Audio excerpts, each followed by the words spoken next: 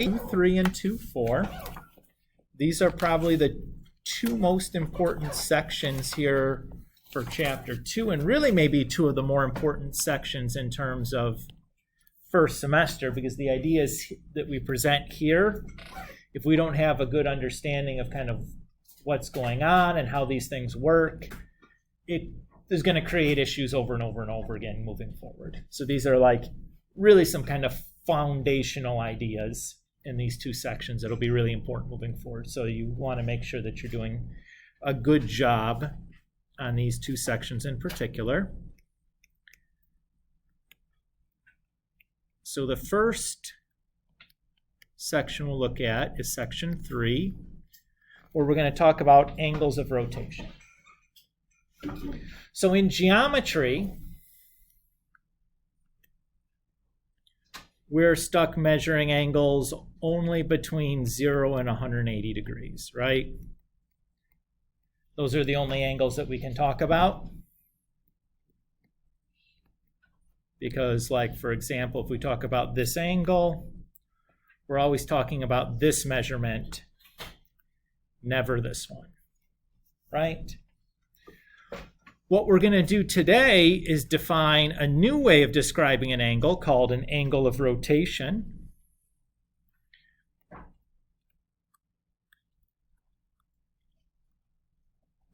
That will allow us to describe angles of any numeric value.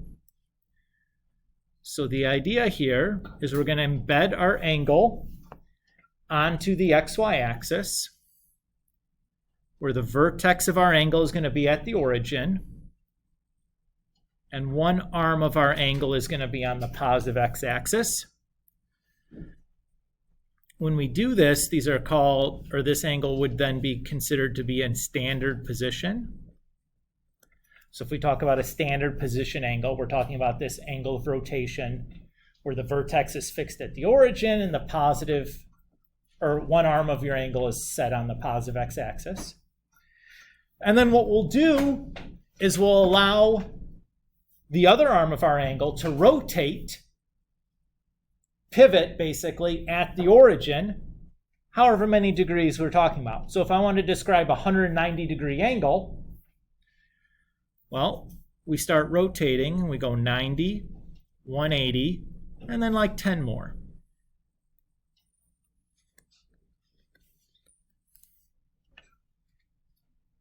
So that's like our angle of rotation.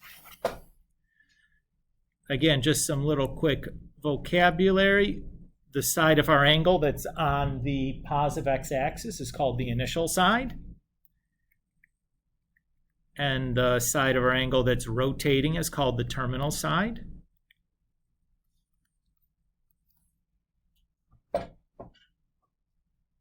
Everybody okay with that? What if I wanted to describe, say, a 390 degree angle?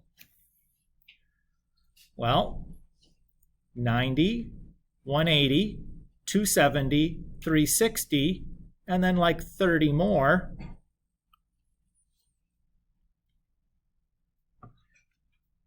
Allows me to write a 390 degree angle. So it doesn't matter how big it gets, I'm just going to keep spinning around in a circle until my terminal side ends up wherever it ends up, right? And basically all I'm doing is each quadrant is 90 degrees. So I'm just counting by 90 and then estimating whatever's left over. So in the case of 390, I did from 0 to 90, 90 to 180, 180 to 270, 270 to 360, and then like 30 degrees more to get to the 390. Is everybody okay with that? Okay. In addition, I can also describe, so you notice when I've done this rotation at this point, we've always been rotating counterclockwise, like spinning left, like lefty-loosey, like you're opening your faucet. Those are going to represent, counterclockwise rotations will represent positive angles. I can represent negative angles with a clockwise rotation. So if I wanted to describe a negative 200 degree angle, I will just rotate clockwise. So I'll go 90, 180, and then like 20 more would give me a negative 200 degree angle.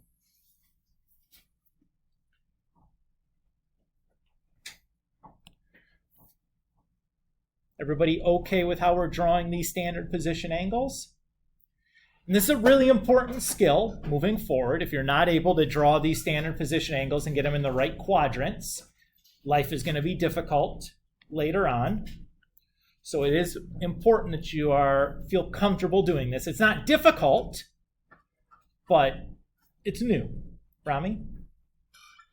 So is the angle measure from the origin to where you drew?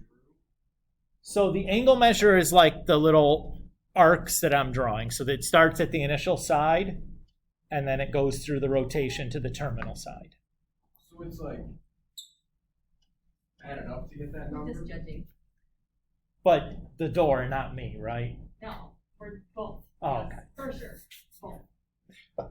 So like if you're talking about where the angle measure is, so like this is the part that's showing the angle measure, where it's going from this to this. Is that what you're asking?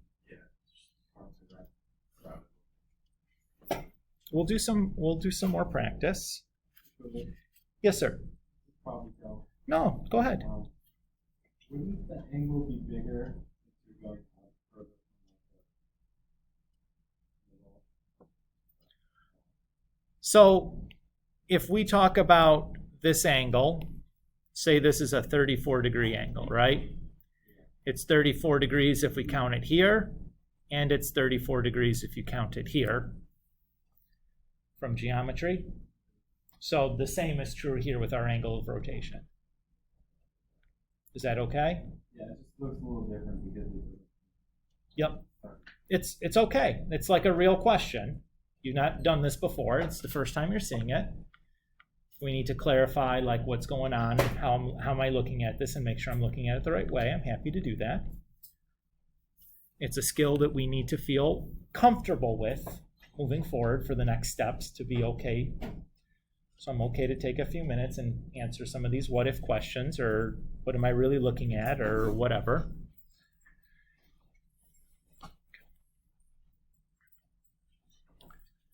So let's draw now, say, two angles. Let's say we want to draw a 60 degree angle and a 420 degree angle.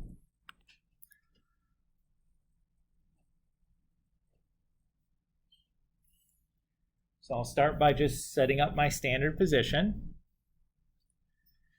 So 60 degrees is going to be like here. Everybody happy with that? Then in blue, I'll draw my 420. There's my positive. So 90, 180, 270, 360, and then like 60 more puts this as my 420 degree angle.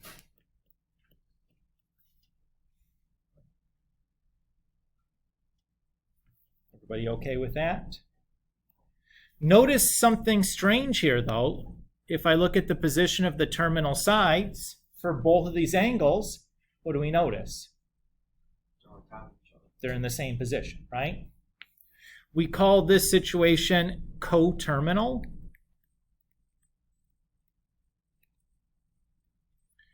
So we'd say that 60 degrees and 420 degrees are coterminal angles because the terminal sides for these standard position angles are in the exact same location.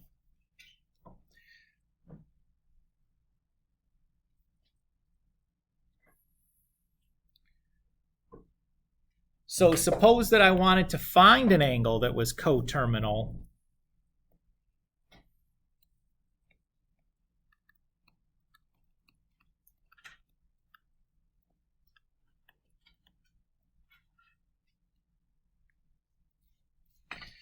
to another. Say like we have, the same example here.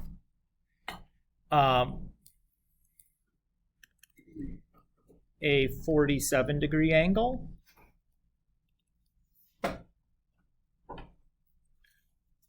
So I'm going to draw the picture here to help us kind of get a feel for what's going on. Realistically, you don't need to draw a picture to do this, but this is the first time we're all doing this, and I want to make sure that we're connecting things visually to what we're doing algebraically, because I think that makes life a lot easier. This tends to be a pretty visual subject, or can be much easier if you're looking at it visually. Everybody okay with that plan? So we'll start kind of visualizing what's going on. So again, I'm just going to start by drawing my standard position angle.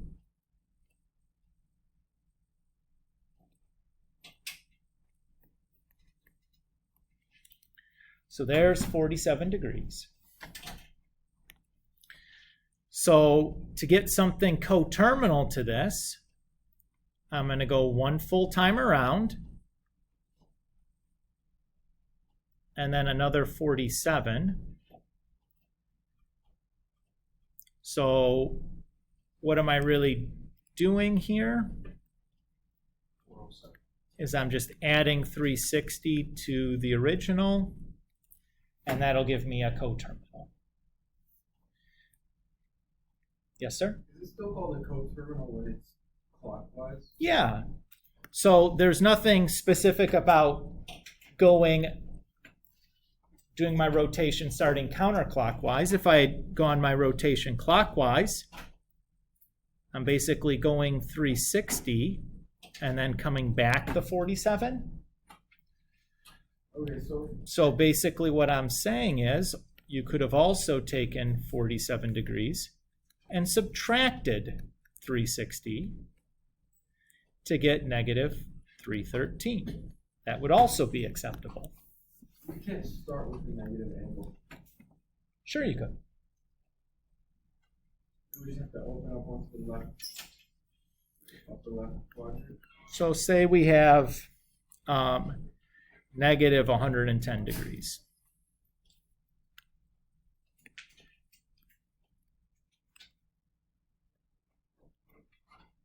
So we're just going to rotate clockwise now, so 90, and then like 20 more. Puts me over here. Right? The coterminal of that would be To find, yeah, I could add 360 to this. That would give me something that's coterminal. Or I could subtract 360 from it, and that would also give me something coterminal. Yeah, I understand. You're going in a full circle, you end up at the same spot. Exactly. Yeah. Yeah, it doesn't matter which way you spin that full circle. You end up So there's right two back where you coterminal values for every angle? There's infinitely many coterminal values because you can do as many circles as you want.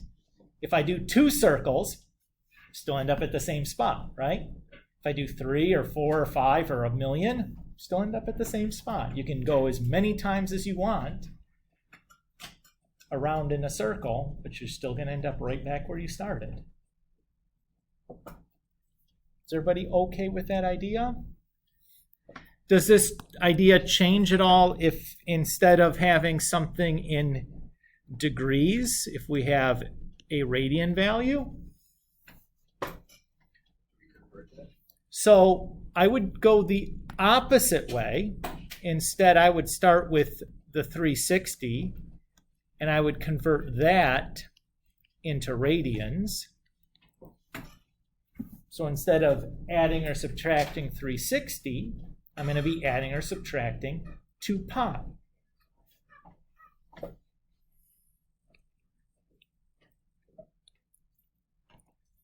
So to add or subtract fractions, I need to make a common denominator. Should be obvious that that common denominator in this case would be 3.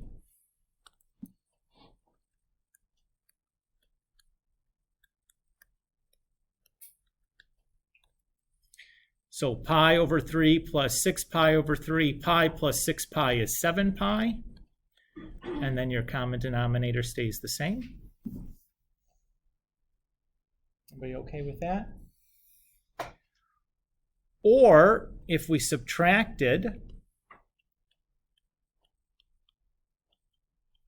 you'd end up with negative 5 pi over 3.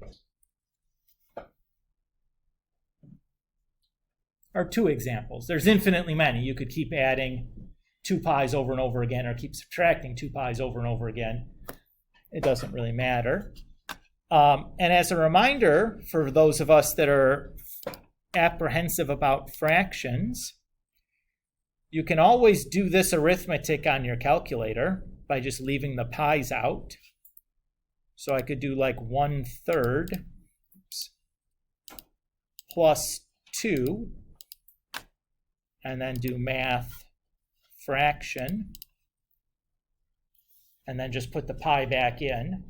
So you can do that as well to save yourself a little bit of time. I know adding fractions can be tedious, particularly if you have to do it a bunch of times. Everybody okay there?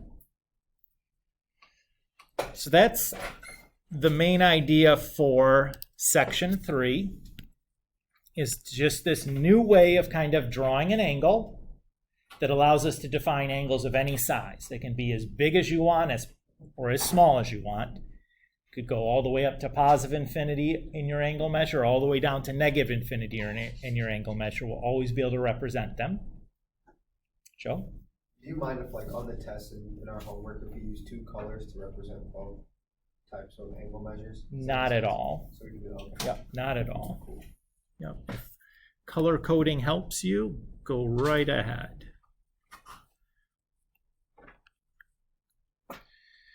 Okay. In section 4, we're going to do something major.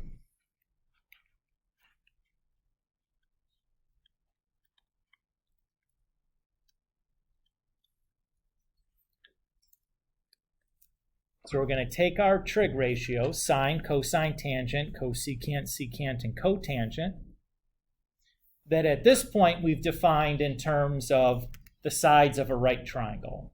We have our SOHCAHTOA, right? We're now going to extend this definition. So instead of using a right triangle, we're going to be using these angles in standard position. So let's kind of draw a picture as we translate our SOHCAHTOA definition into these angles in standard position definition. So I'm going to draw a arbitrary angle, theta.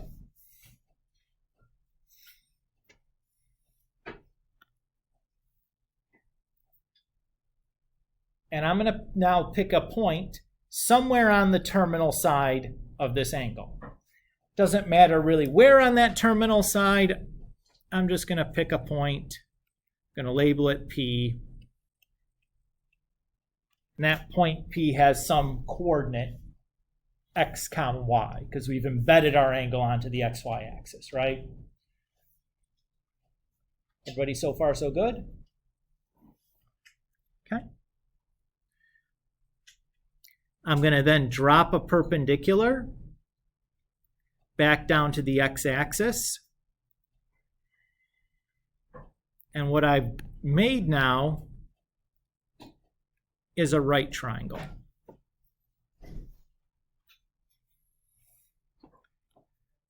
Let's label this point here M, and I'm going to label the origin O.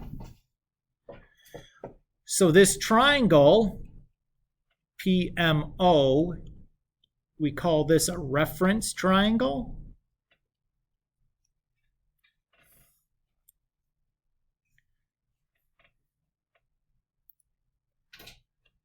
And this angle here that I'm going to use the Greek letter alpha to represent.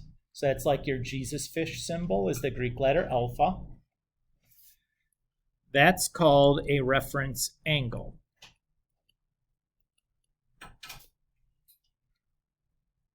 Oops. Hope if I spelled it right. when we're making these reference triangles or reference angles, it's always being done with regard to the x-axis. So like I would never draw my perpendicular that way. Always down to the x-axis or up to the x-axis. Everybody's okay so far? So here's the big piece, is that sine, cosine, tangent, etc. So instead of listing them all separately, all 6 of the trig functions separately, I'm just going to write trig, and it's going to represent any of the 6 trig functions.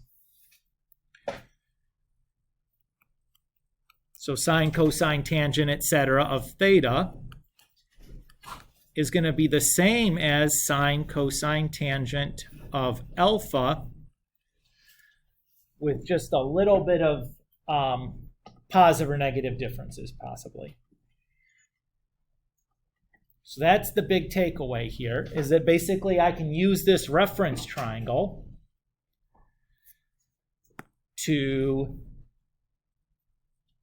evaluate sine, cosine, or tangent for these standard position angles. So when I plot a point, like I'm plotting xy, I'm going to go x over and then y up if I'm going to plot the point, right? So I start at the origin and I do like x either positive or negative, depending on the sign of my x. I'll go left or right, and then up or down some y amount, positive or negative, depending on the y value. Everybody's okay with that notion? Just how we plot a point? So that means that the side MO has length x, and the side PM has length y. Because to get to that point P, I start at the origin, I go x over, and then I go y up. Everybody's on board with that? So the hypotenuse then, this side PO, since it's a right triangle, I can calculate PO using the Pythagorean theorem. I know that the hypotenuse squared is equal to the sum of the legs squared. So in this case, I can say that this is equal to the square root of x squared plus y squared. And rather than writing that value down a bunch of times, I'm just going to call that r.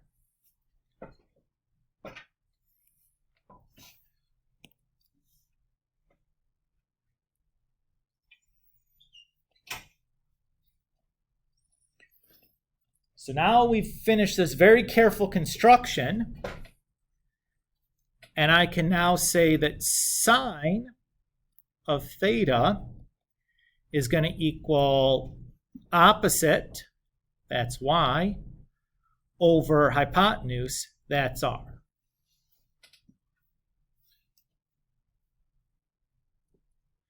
Similarly, cosine theta is going to equal adjacent, that's x, over hypotenuse, that's r.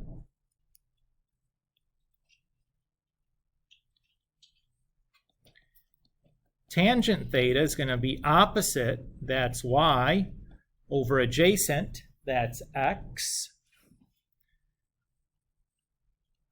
Cosecant theta is the reciprocal of sine, so that's going to be hypotenuse, or r, over opposite, that's y.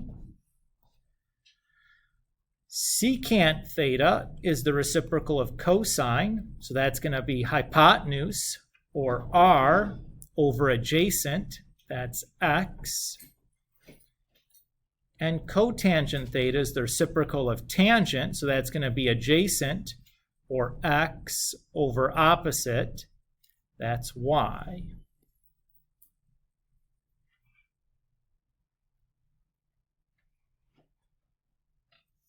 So this is our major result here.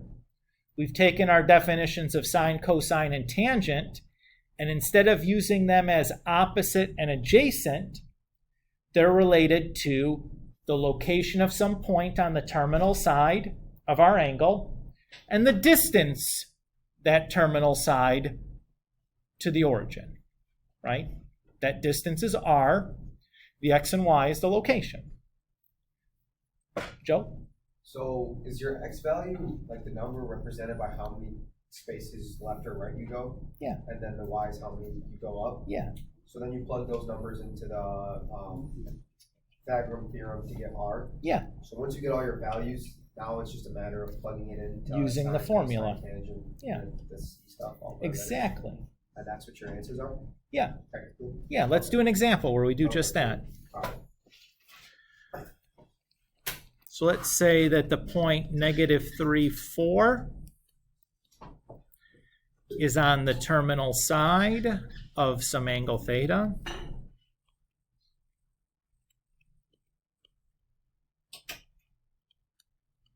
And we want to evaluate the 6 trig ratios for theta. Well, we don't really need to draw a picture here, but I'm going to anyways, just to kind of make sure we're cementing the idea so you have a visual of what it is that we're doing algebraically. But you could certainly do this problem without having to draw any picture. I'm going to start by drawing my standard position angle. So the point -4 or -3, 4 is like over here somewhere. So my terminal side needs to go through that point.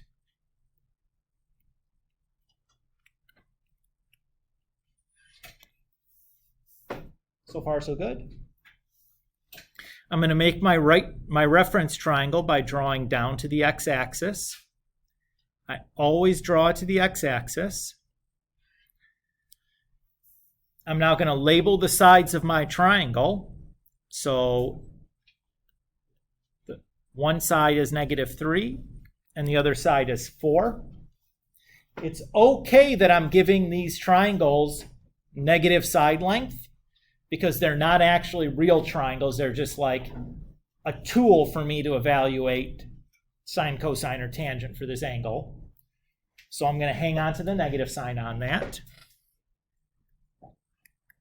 To calculate r,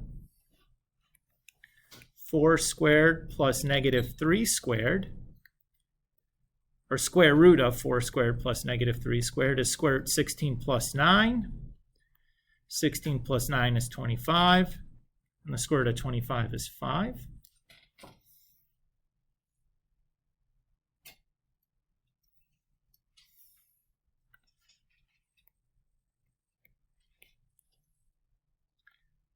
So now I have everything I need. So sine theta is y over r. The y coordinate in this case is 4, and the r is 5. Cosine theta is x over r. The x is -3, and the r is 5. Tangent is y over x. The y is the y is 4, and the x is -3. Cosecant is the reciprocal of sine, so that's just going to be 5 over 4. Secant is the reciprocal of cosine, so that's going to be -5 over 3. Doesn't really matter where you attach the negative. If you prefer, you can still stick it to the 3. And then cotangent theta is the reciprocal of tangent, so that's going to be -3 over 4.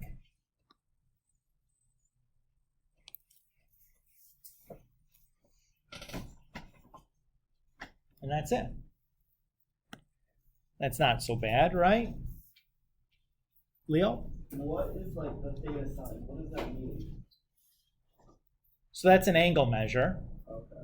So let's do an example where instead of giving you the location of the terminal side, giving you that point, I'm just going to give you the angle measure. Now let's do an example where we do that. Sound good? So that's exactly what's coming next. So let's evaluate cosine of 150 degrees. Actually, let's do 210. Stop putting everything in the second quadrant.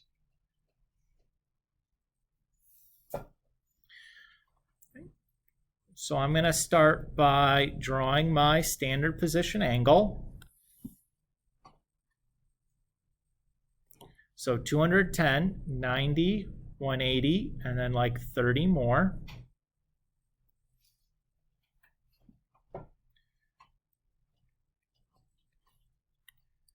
So far, so good. I'm going to make my triangle.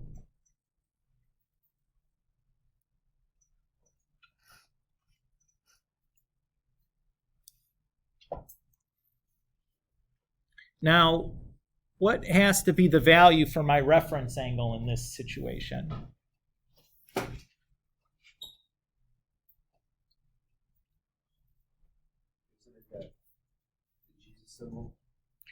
Well, it's going to have a specific numeric value in this case. 30. 30. Very good. How'd you get 30? 30, 60, 90. Right? Well, Or it's 30, whatever, so we did 90, 180, and then 30 more to get to 210. Right? Everybody's on board with that? So I'm just counting basically as I draw in my angle. But that's an observation, Joe, is that yes, so this is a 30, 60, 90 triangle in this case. And we know the side lengths for a 30, 60, 90 triangle exist in specific ratio. The side opposite the 30 is, well, instead of calling these x root 3 and then 2x because we have x coordinates floating around, we should use the letter a instead, just to make it less confusing so there's not x's all over the place. Is that okay with everybody? So that's a root 3, and 2a. Everybody's okay with that? We have to be a little bit careful here. What quadrant are we in? The third quadrant. So the x and y are both negative in this quadrant. So I'm going to actually write that as negative a and negative a root 3. So both the x and the y coordinate are negative. So those sides of my triangle both need to be negative. Everybody's on board with that? Great. So then I can say, okay, the cosine here is just going to be the adjacent side, or the x coordinate. Remember, this is the point then there, right? That's basically my point. Over r, or my hypotenuse, which turns into just negative root 3 over 2. Leo, does that feel a little bit better and seeing what the theta is really talking about? Just describing an angle, right? It's the measure of an angle. So in this case, theta was 210 degrees. Yes. Okay. Joe? Okay, I'm a little confused why you did the negative a times square root of 3 over 2 times a. Okay. Can you just describe that a little bit? Yep. So cosine 210 is x over r, right? Yeah. So x is that, Oh, okay. and yeah, r is that. Okay, yeah, that makes sense. All right. Okay. Cool? Yep. All right. So we have one little improvement to make on what we've done so far.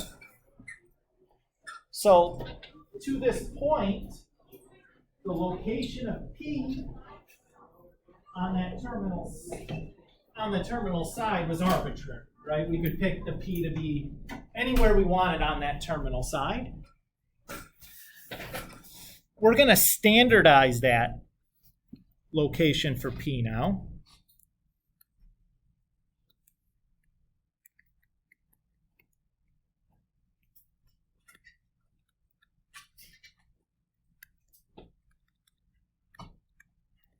we're going to pick P so that it's 1 unit from the origin. So from now on, when we're picking our P, if we're the one doing the picking, we're going to pick P so that it's 1 unit away from the origin. So let's just kind of visualize why we would want to do that, what that's going to do.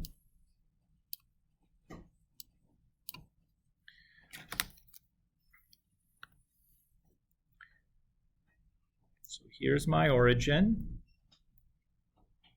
and there's my point P, and so let's just say that's 1 unit. Everybody's okay with that? As I rotate P about the origin, that length or the distance is going to stay the same at 1 unit, right?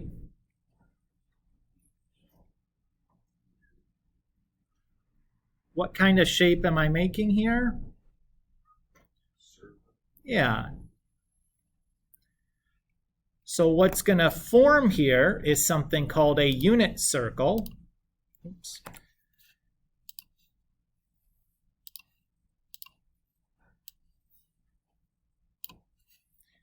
That is a circle with radius 1.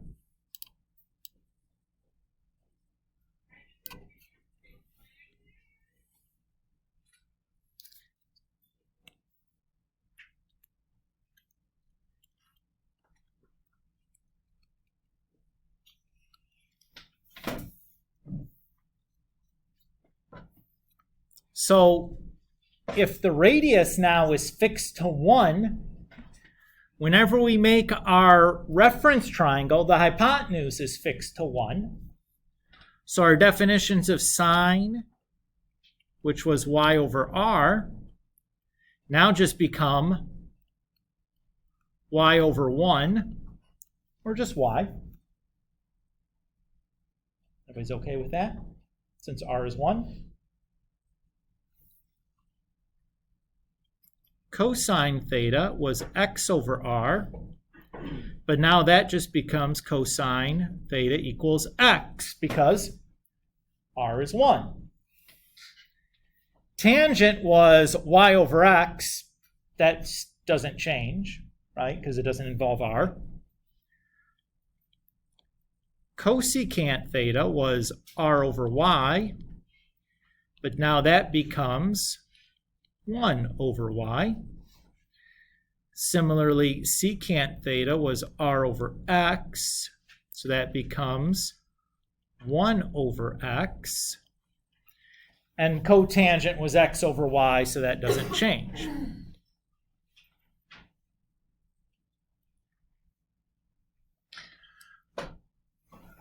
So our definition now simplifies a little bit more. And what we're really saying here is that any point on this unit circle, its coordinate is going to be cosine theta comma sine theta, because the cosine is representing the x and sine is representing the y. Everybody's on board with that? So what we're going to do now, or we're going to take this idea in conjunction from an observation that we made on the previous example. So in the previous example, our reference angle was 30 degrees. Because our reference angle was 30 degrees, we could find the exact value using our 30, 60, 90 triangle. Everybody's okay with that? What we're going to do now is we're going to calculate the exact values for sine and cosine for any angle whose reference angle is 30, 45, or 60. And we're going to record that information on a unit circle.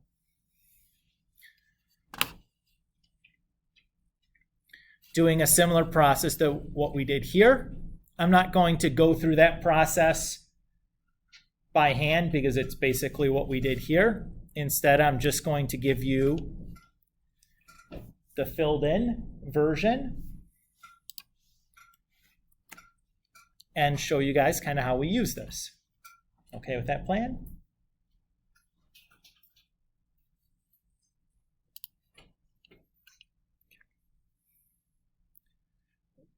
So let's go down here. How would mention that circle looks so. It's not bad, it just contains a lot of information, and we'll explain clearly and thoroughly kind of how to use this. And I think you're going to like it.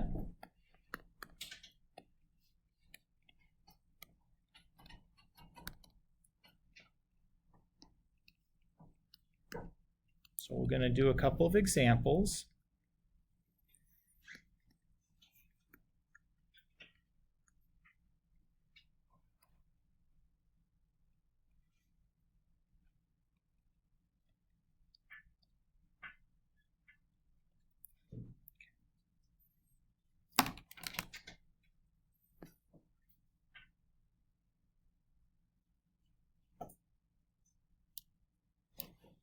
Okay.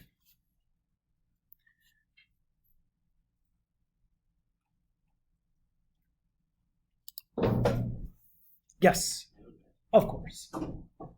So let's do a couple of examples here on how to use this unit circle.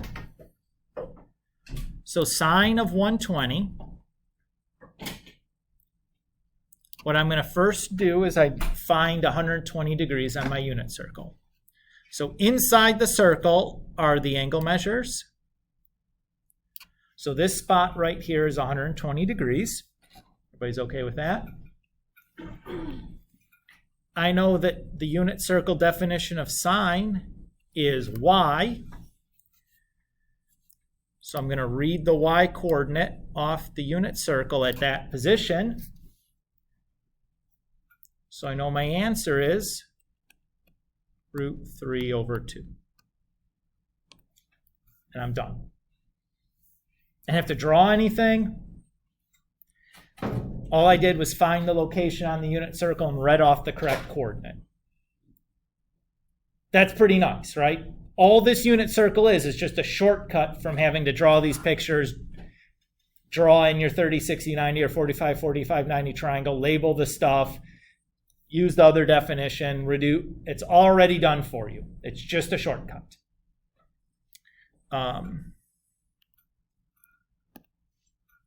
Let's look at the next one, which is tangent of 5 pi over 4. So I'm going to locate 5 pi over 4. So that's the radian version of 225. You notice on the same line we give both the radian measure and the degree measure. Everybody's good with that? We know that tangent is y over x. So my y is negative √2/2. And my x is negative √2/2.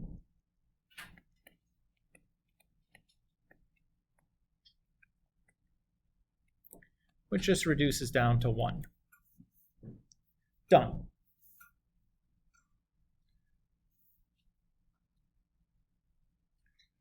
So far, so good. The next one, we're going to look for cosecant of 390. Uh-oh. I don't see 390 degrees on my unit circle. What should I do?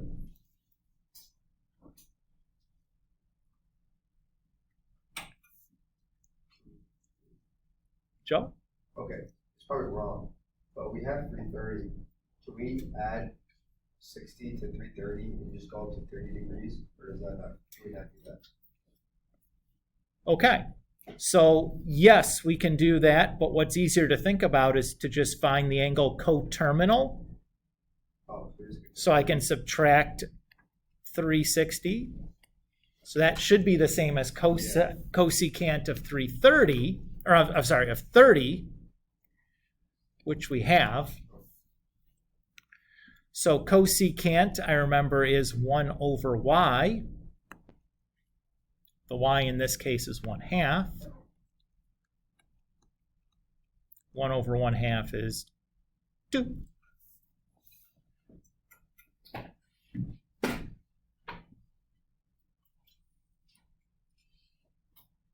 Everybody's okay there? Wait, Mr. Coleman, Yeah. where'd you get the 1/2 from if it was a 2? I have 1/1/2. Oh, okay. So again, if you just typed it in your calculator, 1 divided by 1/2. Oh, cheapers creepers, it's doing it being silly.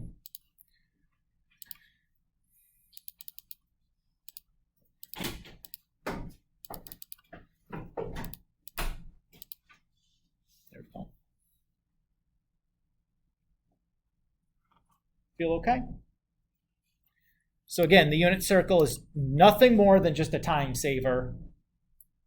Certain angles, those ones whose reference angle is a 30, a 45, or a 60, we can use the unit circle to just bulldoze straight to the answer.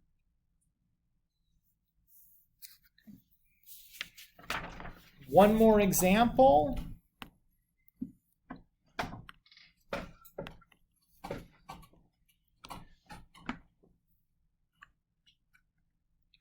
So let's say we want to find the value for sine theta. If cosine theta is 5/7 and cotangent theta is negative.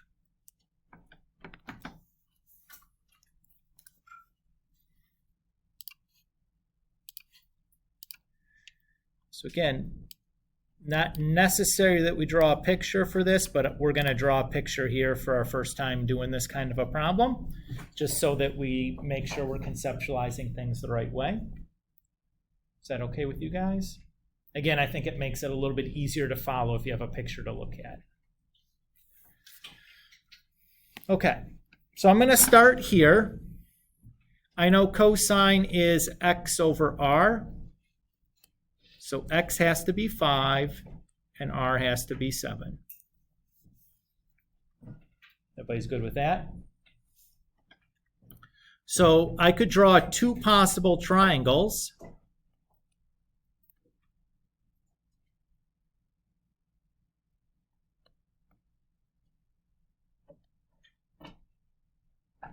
I could draw this triangle, or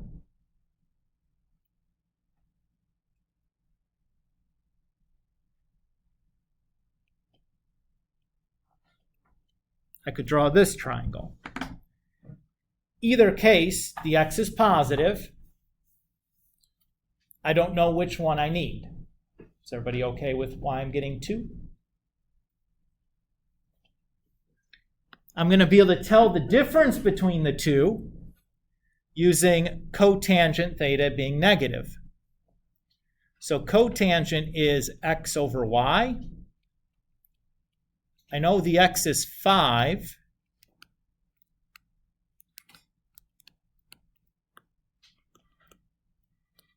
So 5/y has to be negative. What does that tell me about y? It has to be negative, right? So the piece that I want is, the triangle I want is this one, where the y coordinate is negative. Everybody's okay with that? I'm going to write in the negative sign right there in the y coordinate straight away so I don't forget that. Easy to forget to do that. And now I'm just going to use the Pythagorean theorem to find the length for y.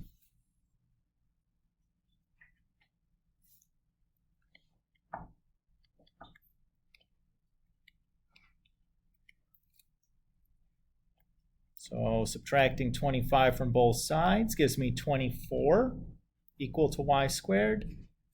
I square root both sides. I can ignore the plus or minus because what I'm finding is a length. I've already assigned the negative sign to it already, so I'm just going to ignore the plus or minus. And I can simplify the square root of 24. I know that 24 is 4 times 6. So that allows me to say that's 2 root 6.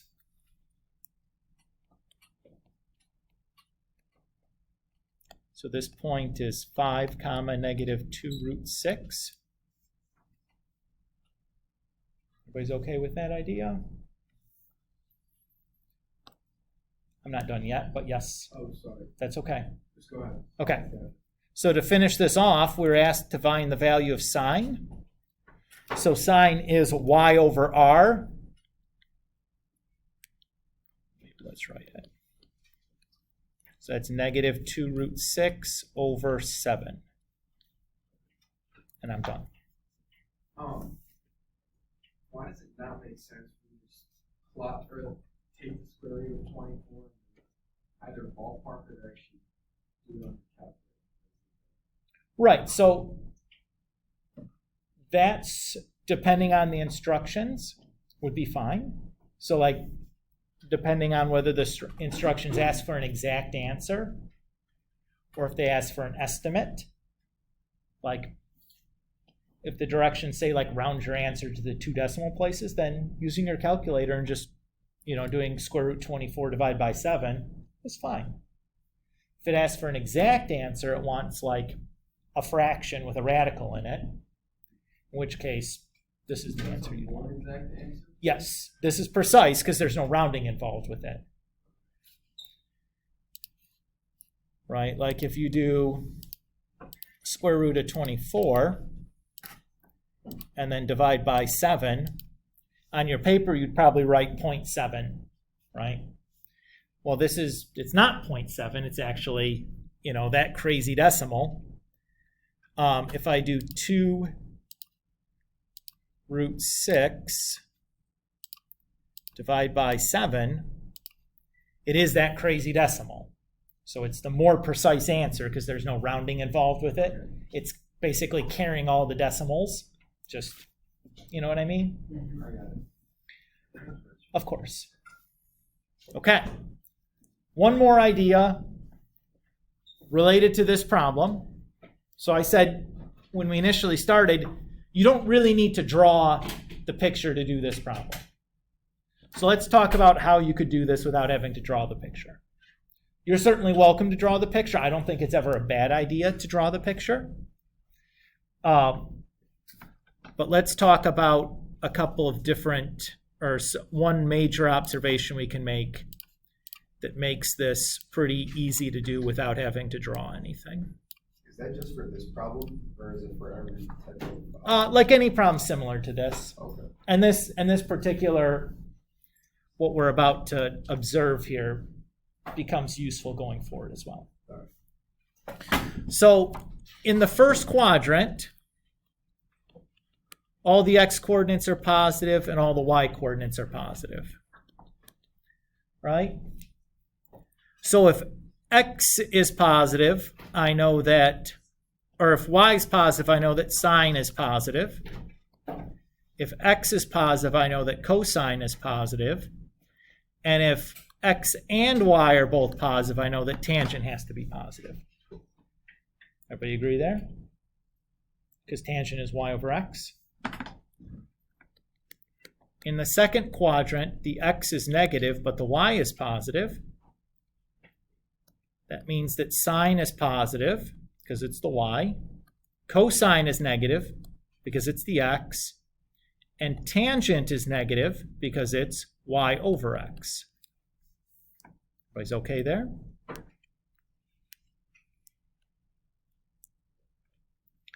In quadrant 3, both the x and y's are negative. So sine is negative because it's y. Cosine is negative because it's x. Tangent is positive because it's y over x. Negative over negative is positive. And in the fourth quadrant, the x is positive, but the y is negative. So sine is negative. Cosine is positive. And tangent is negative. Now, I'm not going to write down the signs for cosecant, secant, and cotangent, because they're going to be the same as their reciprocal function, right? Whatever is happening with sine is happening with cosecant. Whatever's happening with cosine is happening with secant. Whatever's happening with tangent is happening to cotangent. Everybody's okay with that? So the observation I'm going to make here is in the first quadrant, all of them are positive. In the second quadrant, only sine is positive. In the third quadrant, only tangent is positive. And in the fourth quadrant, only cosine is positive. So what I remember from when I was in high school doing this is ASTC, where we said, all silly turtles crawl. I don't know why, that didn't make any sense then, but I still remember it as a way to remember what quadrant things are positive or negative in. So using that, I can straight away look at my cosine. Since cosine is positive, that tells me that we're either in quadrant 1 or quadrant 4. Since cotangent is negative, that means that we're either in quadrant 2 or quadrant 4. Well, the only place where both of those two things can happen is in quadrant 4. So there tells me what the location of my triangle is. It's the quadrant 4 location. And I can go about my business then. So either way of thinking about it, using what we know about the signs of our x's and y's in the specific quadrants, I can figure out where to draw the triangle and just draw one triangle. Or I can do like we did here and start off by drawing both possibilities and then using that second piece of information to narrow it down. Does that feel okay? Okay. We did a lot today. To recap here, you guys should now be able to do 43 through 60 from the problem set. I also added in an additional worksheet. I called it worksheet 1 into the content library. That's just some practice using the unit circle and doing these kinds of problems like that final example that we just did. And if you look at the board, I've put up the